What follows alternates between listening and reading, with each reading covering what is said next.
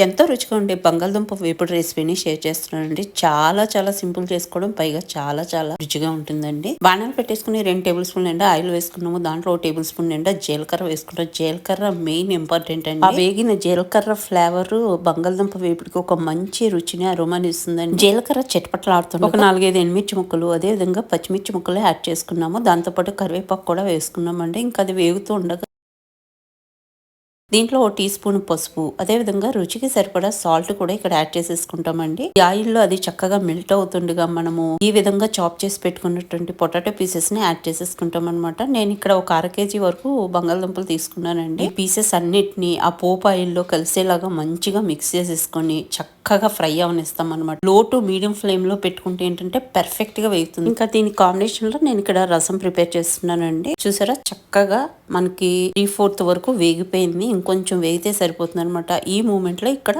Red chilli powder 1 teaspoon add చేసుకున్నానండి. Add చేసుకుని మొత్తం అంతా మంచిగా మిక్స్ చేసేసుకుని ఇంకొక 2-3 నిమిషాల పాటు మనం ఫ్రై అవనిస్తామండి. ఇంకా మంచిగా వేగిపోయి మనం వేసిన ఆయిల్ కూడా మనకు బయటికి కనిపిస్తూ ఉంటుంది అనమాట. ఇంకా అదే ఇండికేషన్ ఫ్రై ప్రాపర్ గా వేగిపోయిందని చెప్పడానికి. ఇంకా దీన్ని సర్వింగ్ డిష్ లోకి తీసేసుకుని వేడి వేడిగా సర్వ్ చేయడమేనండి. వైట్ రైస్ లో కలుపుకుని తిన్న సైడ్ డిష్ గా అయినా భలే బాగుంటుందండి. ఈ వీడియో మీకు నచ్చితే లైక్ చేయడం మర్చిపోవద్దు.